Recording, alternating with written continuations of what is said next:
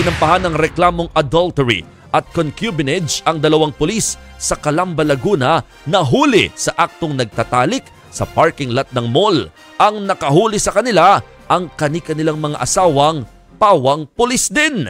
Yan ang pampagising na balita ni Gary De Leon.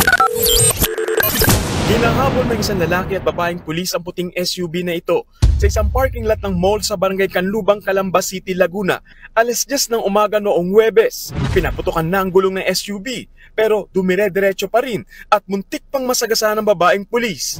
Ang mga humabol na pulis, ang 41 anyos na lalaking may ranggong police major at 39 anyos na babaeng may ranggong police master sergeant na kapwa mga taga Laguna. Ang hinahabol nilang sakay ng SUV, kani-kanilang mga asawa pala at kapwa rin nila mga pulis. 40 anyos ang lalaki may ranggong senior master sergeant, habang 41 years old naman ang babaeng may ranggong police executive master sergeant.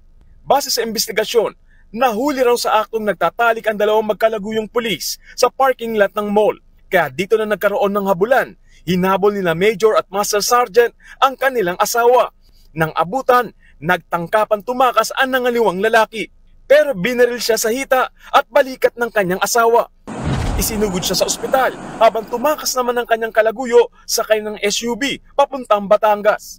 Ayon sa report, matagal nang may kutob ang mga nagrereklamo sa relasyon ng dalawa.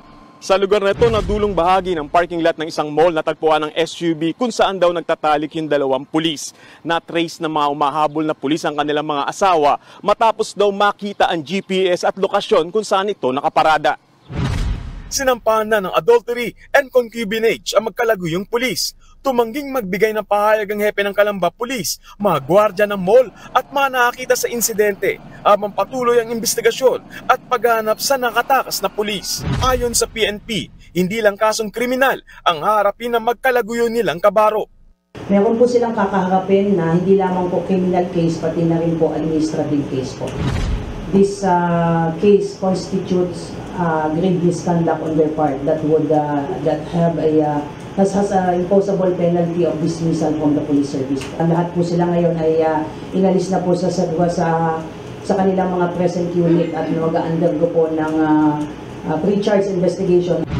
Nagbabalita mula sa frontline, Gary De Leon, News 5.